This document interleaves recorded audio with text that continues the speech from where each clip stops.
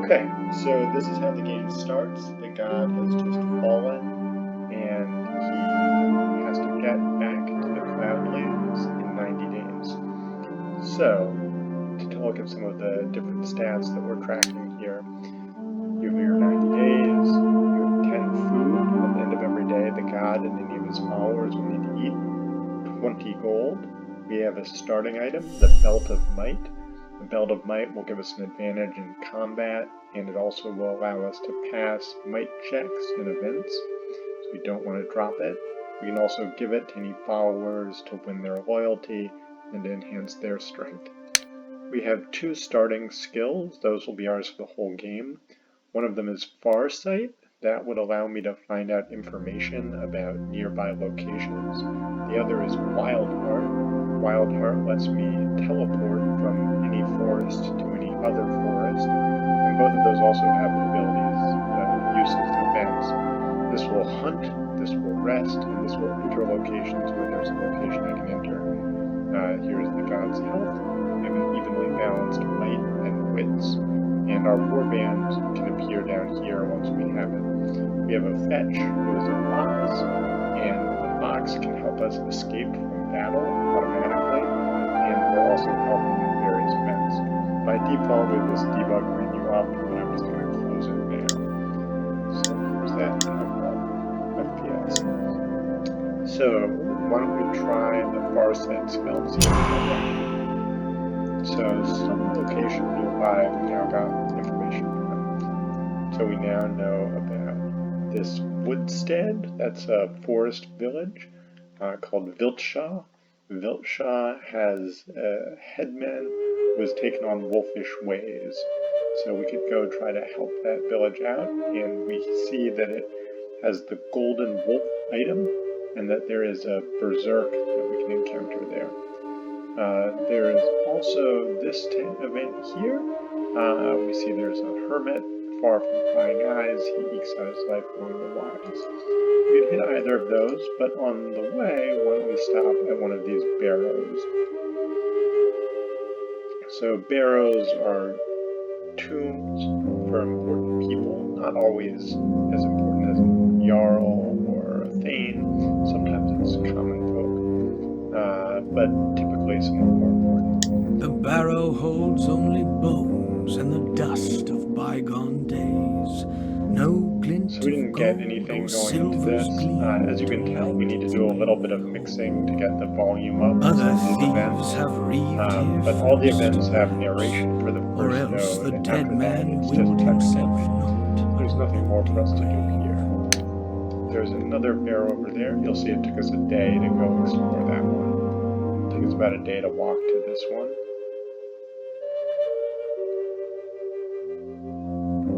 Let's see what's in this one.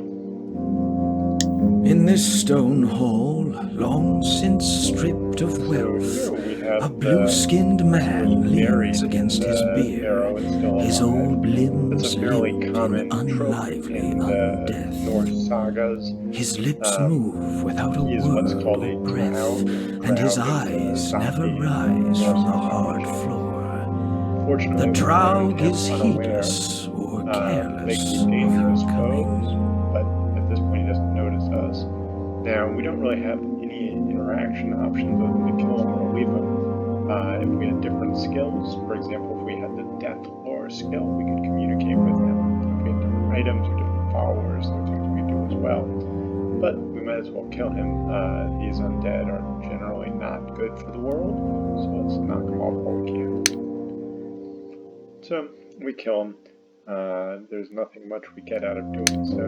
His grave had already been emptied, and all is lost. So now we can see our food is starting to run a little low. Let's head up and pay a visit to this forest. So on the way, we've encountered a kind of event that's called an encounter. These, we have a limited time to go into them and interact with them and resolve them. If we wait too long, they'll disappear. So here we have Dwerg. Dwerg are our dwarves. They're bearing away golden plunder. This spray size, we can't see exactly what it is, so let's go see if we find out. Hunched and grunting, The dwerg band groans to hold their fair-haired load, a wilting lily plucked from her field in spellbound sleep.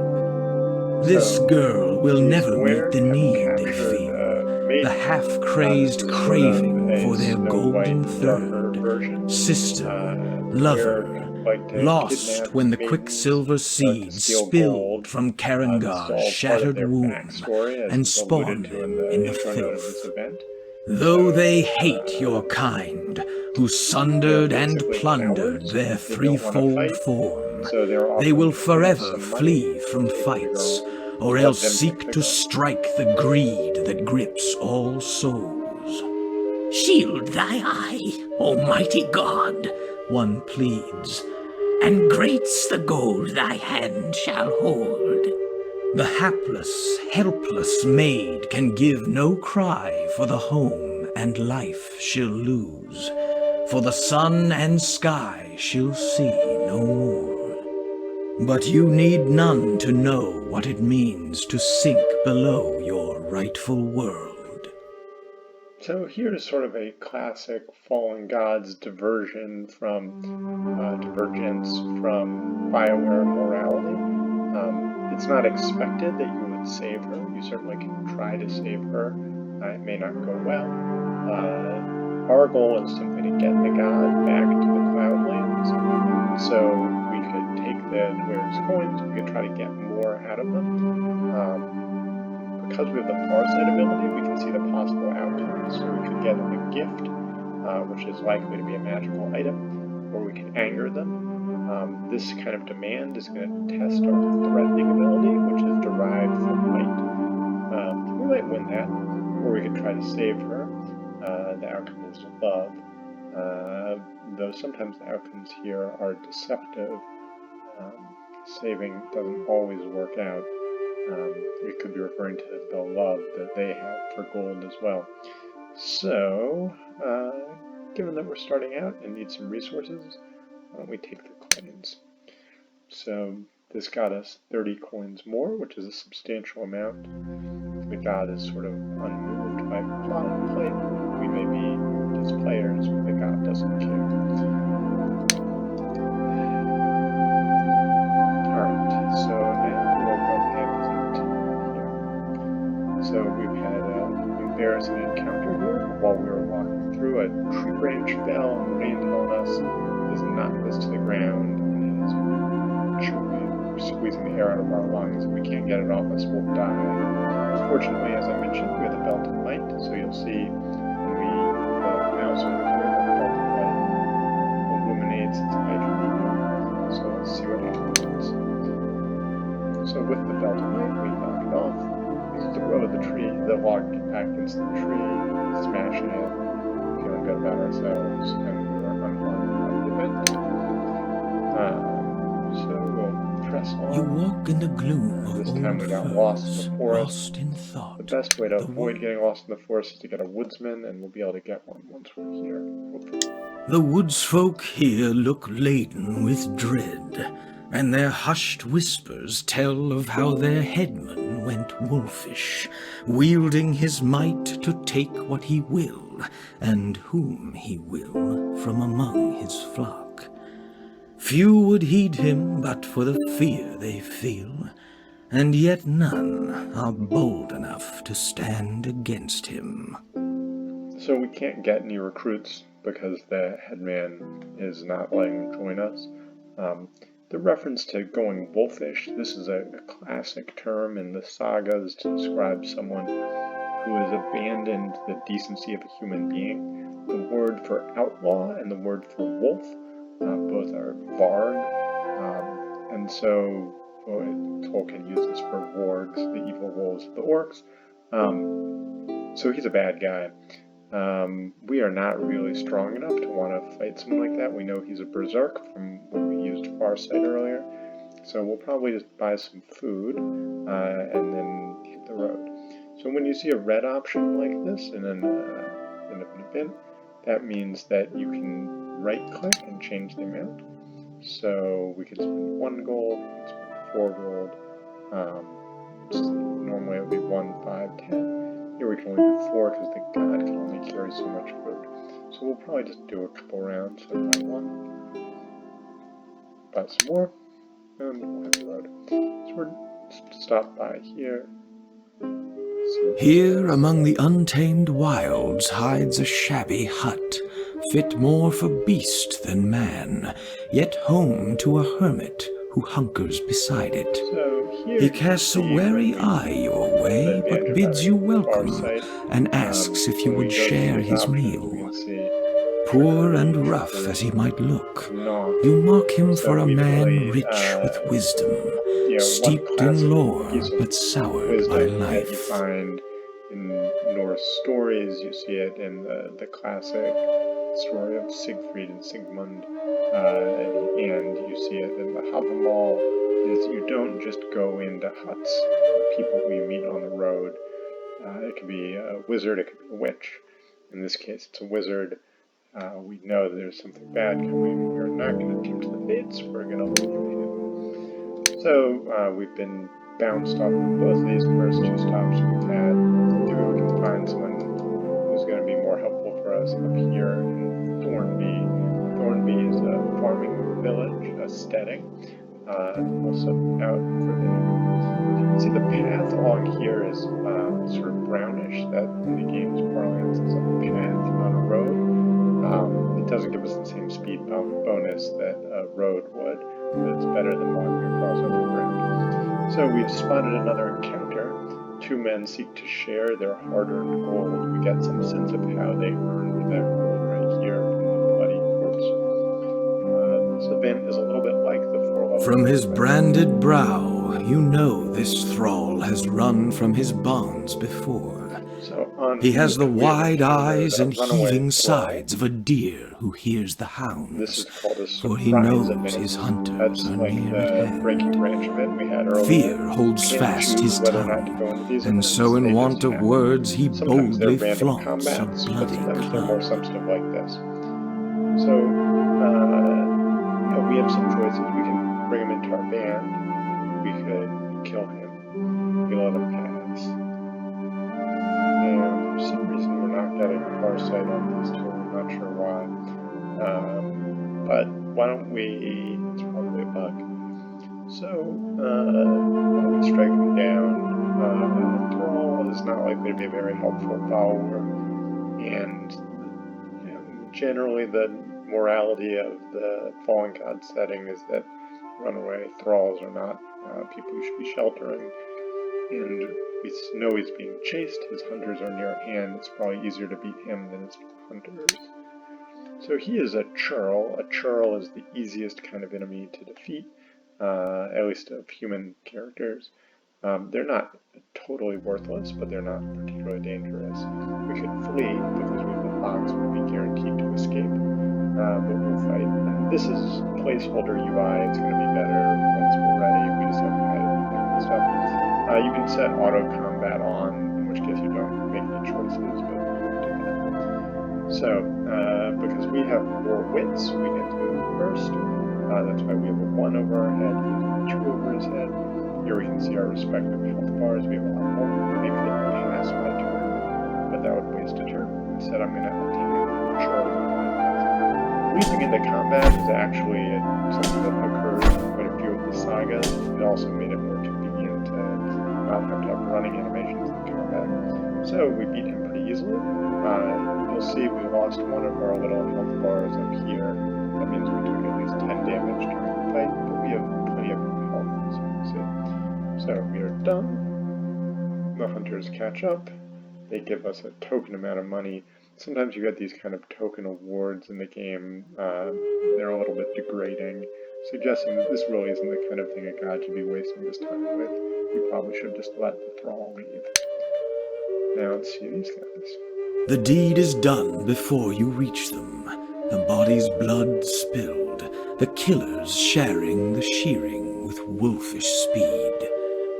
They hear your steps with ears pricked up by guilt, and quickly make of you more than another meal. The older outlaw offers to split the stolen gold, adding with a wink that an open hand can shield a prying eye. again, But even a routing is letting half-blind god fine, would spot but this we're wrong, mostly as little as interested one in more getting gold to dead help may ourselves. weigh upon this We can weary world. make them give it to us. You can see there are two possible outcomes, gold or blood. That means if we lose our threats roll, there'll probably be a fight. If we win it, we'll get gold. Spit on their gold. We can defend them, we have to fight them actually.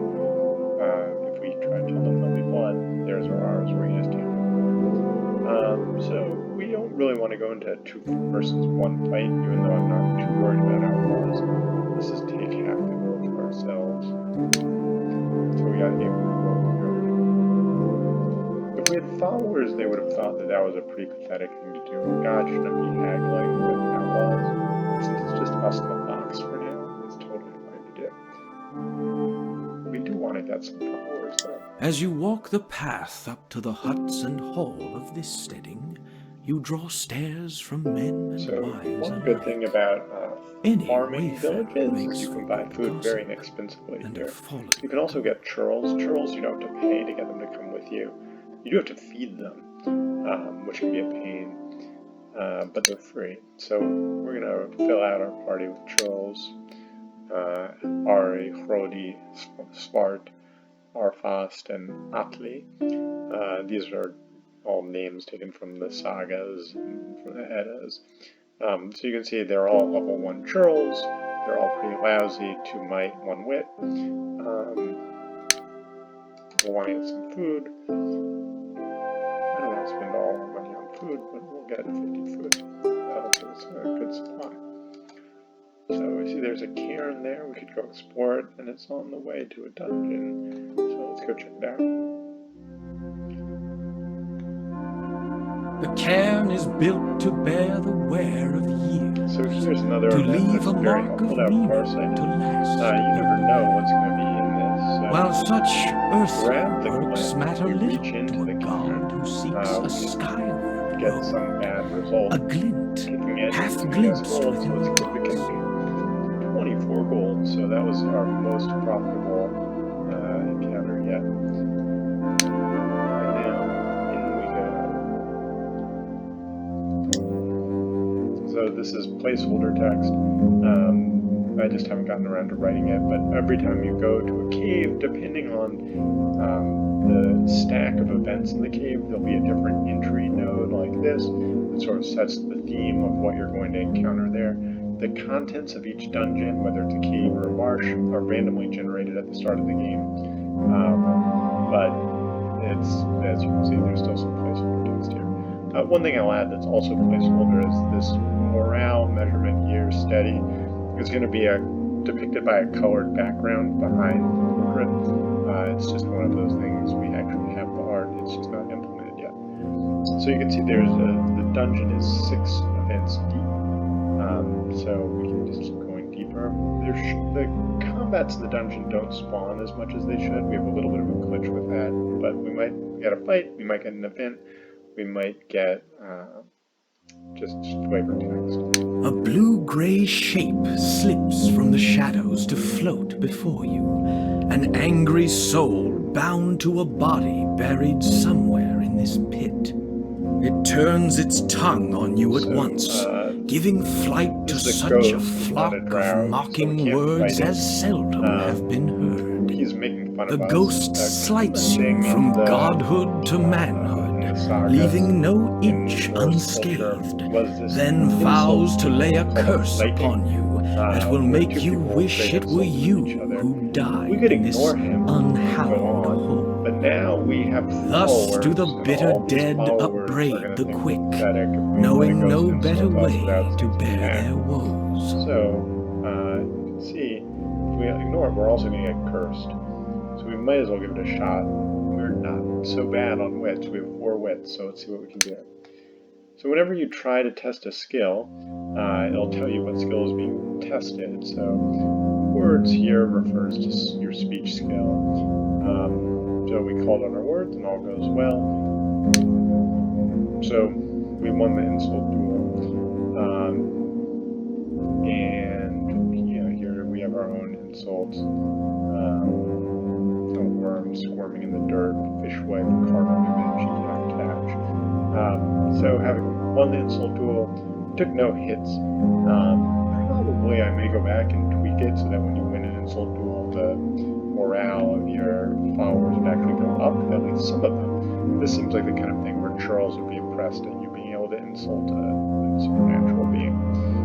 But for now, no. So when you have Farsight, you can also see what you're going to get to next. So there's some rooms on the wall. Caught by the flickering firelight, weird scratches seem to skitter on the cavern just don't wall. have an illustration. They are a kind of rune work, you think, but a quick look spots no words among them, for they are faded and half hidden by the dark. So you can see To learn their lore, great. Might as well give it a chance. warning, The worst case will call scenario for of care. trying to read them and failing is just that you got lost. But since going on, it seems like it's going to get us lost too. And turning back is going to get us lost.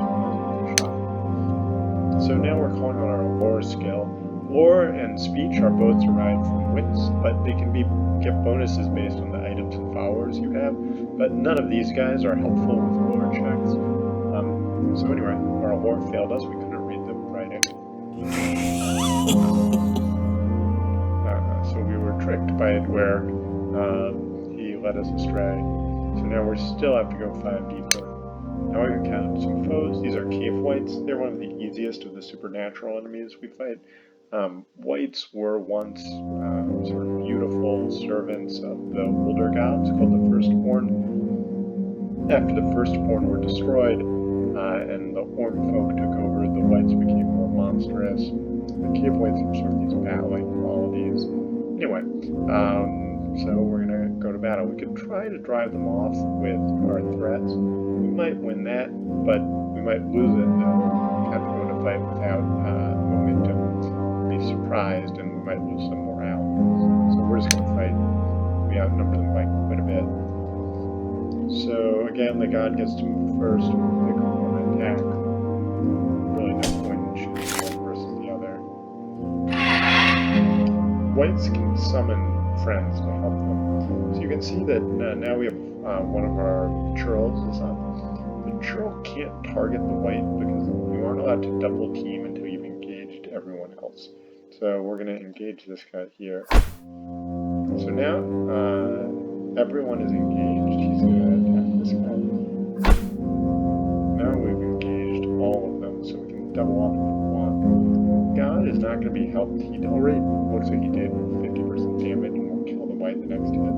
So we'll double up on the churl. Unfortunately, we're now too crowded to double up on this one, so we'll double up on this one.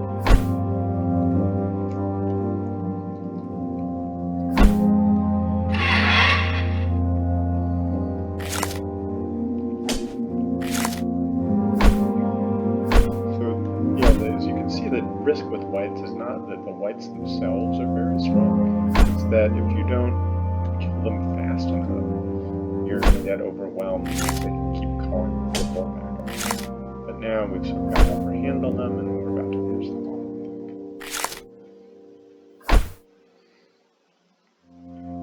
I think. So we've had sort of a glitch here with engagement where it wasn't letting the other churls engage with that one. So we ended up losing a guy as a consequence. There's still some glitches that we have to work out in the combat. Alright, so now we've lost one of our followers. We'll go deeper.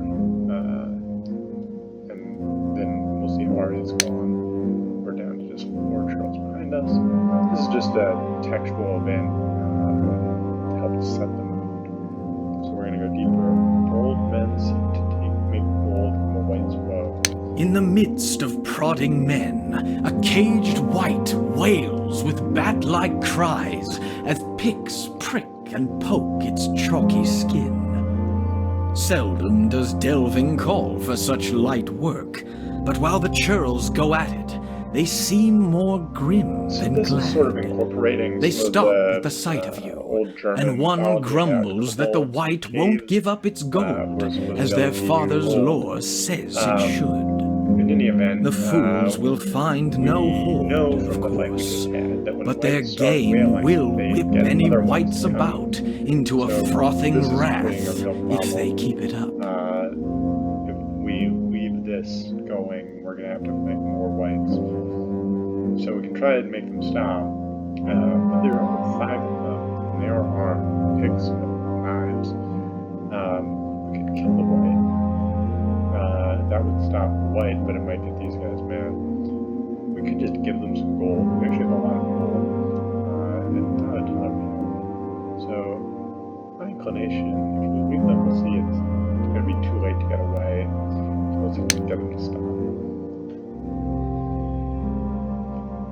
You see the churls, superstitious that they are, think that they actually achieved the myth because by torturing the white they ended up getting gold from you. So we're going to go farther. Your path ends with a wall of fallen stones. Okay. It seems that even here, again, beneath the earth, all is cracked and we're lucky. crumbling. We have the belt of might. The belt of might will let us get past here.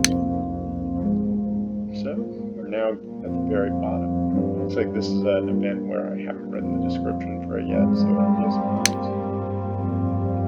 Okay, so this is one of the firstborn gods. Trund is his name. Trund created the trolls. Trolls are extremely dangerous enemies, one of the most dangerous in the game. And ultimately, when Trund was overthrown, he lost any worshippers, and then he lost the ability to give life to trolls. So we can see here he's been trying to lick trolls to life, but it's not been accomplishing anything, and then he eventually thought, well, maybe if he managed to make actually beautiful people, they would come to life, but he's failed at that as well. So we have some options here. We can try killing him. Looks like he's not going to resist, so we can get some gold if we kill him. Or we can bring either the man or the maiden to life. So maidens can be helpful. They have some healing craft that can be helpful, and they often play roles in events. But right now we have such weak combat skills, I think I would rather get a supernatural warrior.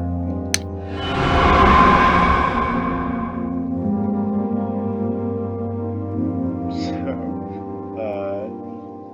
we brought this warrior to life. The warrior, who's now sworn to us, killed Trund.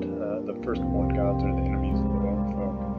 And then we got that gold that Trund had. And we get this follower, Agni. We've finished the dungeon now. So you can see Agni's a level 2 fighter. He's got 5 might. He's actually mightier than the god. So he's quite a good follower. So now, I think we could conceivably go take a shot at this guy. Let's see what happens. So it's a bit of a rock down there. So that teleport thing that just popped up is debugging feature. So now we've encountered outlaws. We can fight these guys and get some gold. It's actually probably not a bad idea to fight them. We could pay them to leave us alone. Or we could try to drive them off. I am going to fight them. I think we have a good chance. They have 2 fighters, a thief and a wolf. The thief is a class we can't actually get on Oregon. The wolf can be pretty dangerous, but we still do outnumber them. The god is strong, and I think Agni's going to be pretty good. So we'll start the fight. Thieves go quickly, so he is already engaged Agni. Wolves are pretty fast too. That wolf is quite dangerous, as you can see. So I'm going to tie up this fighter. Yeah, Agni's destroying that thief. But I have a feeling we're going to lose some churls, but that's actually fine. Churls are basically cannon fodder. We're actually right near the town where we got those churls. And there's like 4 more churls for these cannon. So as long as we don't lose Agni or the god, we'll be fine. We have some combat music, but we haven't yet put it in the game. So we will use Agni on the wolf, because he's just about dead. And that gets rid of the wolf. Now we'll throw these churls into the mix on this fighter to keep him tied up. Agni will finish off the fighter. And there we go. So we lost a churl, we lost some health off of these churls, but we'll just get rid of them. And we got some food and some gold that the outlaws had sold to other people. So it was a pretty good run.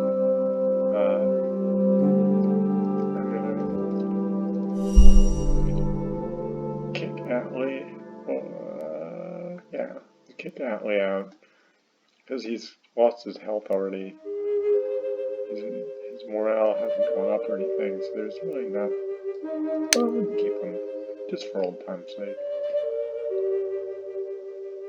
And you'll see we used the last of our soul strength in quickening and agony, so now we The churls are glad to see you come again, so bringing we'll a rest, welcome break. put the god and agony back to full health. So you heal faster when you're resting at civilization than if you rest in the field. Still need one more day to get the god back. Now we'll pick up 2 more trails and buy a little food. We'll buy 10 gold worth of food. So plenty of food, and we are off. Now, I would say this is a very unlikely to win game that we've got going on here. We've already used 15 days, and we really haven't made very much progress. Oh, we got some hack silver too from our last fight. Hack silver is an item that is plentiful in the game, and you can use it. You can give it as a gift to a follower to raise the morale. So this is a harder fight than the last one, but I think neighborhood's been Churl, thief, and a fighter. Thief will again get to go first. He's going after the strongest guy in our party to tackle, who's actually Agni. Okay, this is going to be an easy fight. Our Churls have each lost a health, which is kind of annoying.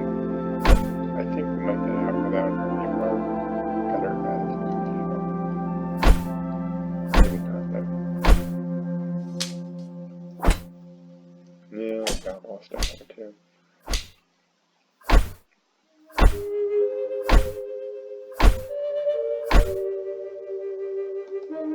Get in there. Yeah, so we lost a Churl. So, we did get more gold, but we just keep losing days. So this guy here is another encounter. We can go meet him. The outcast shambles down the road, So he's kind of like racked a and wrecked sin eater. by A sin eater wrongs was on someone which he's who fed, would, his in skin medieval times, bubbling with would boils, eat a his loaf of eyes bread but that said, "Hold the barrows for sin of another person in unhallowed it." dead. This guy The eats curse-eater cursing. comes If you are on cursed, try to curse slowly, follower to get halts a rid of good it. way off, and We asks have a some bite food. of bread Afford to give without food. We're gonna get a outright blessing, begging. so let's do that. Still, Blessing is really good. It means we'll win every luck roll, and it gives us additional damage in combat. We're gonna rest. So we're still, Atlee is still down 1 health. Probably the safer call would be to get him to full health before going in. But as I said, we're running out of time, so we're just gonna give a shot at this. This could be the end of us. the woods folk still whisper weary. So you can see he's a berserk. He's got the bear skin outfit, and he's got this golden statue by him called the Golden Wolf. It is an idol for the worshippers of Immerok, the Great Wolf, who is one of the big adversaries of the Orm folk. He's sort of the Fenris wolf of our setting. He ate one of Orm's hands as part of how Orm learned how to use magic. This stuff here about hardship and whoredom at time of axe and sword and shattered shields, this is part of prophecy of what Ragnarok will be like in, I think it's in the Heimskringla. Anyway, so we could let him take us to Amarok. We would almost certainly lose. This is not like a strong party. I think our best bet is to fight him. If we had Soulfire, we could just burn him. But we're gonna have to fight. So he's got 2 followers with him. They're both fighters. This is quite possibly going to be the death of us, but we'll see. So he is engaged Atlee.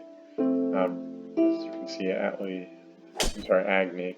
Agni's not doing well. So we're gonna use our churls on this guy to have time up. The question is, can Agni survive long enough for us to kill this fighter? I think this is gonna be too bad. But that guy surviving around may have enough time. Nope. So we're now going to be 3-on-1 against the god. And there we go. Okay, so the god is dead. Some foes are powerful enough to kill the god for good. This guy might be. He might take us to... Yeah. So he brought our body to Amarok. Amarok ate us, and that was the end. So it's game over for us. We made it for 17 days before we died. There's no ending to the game right now, so that's all we've got, and that's the end of our run.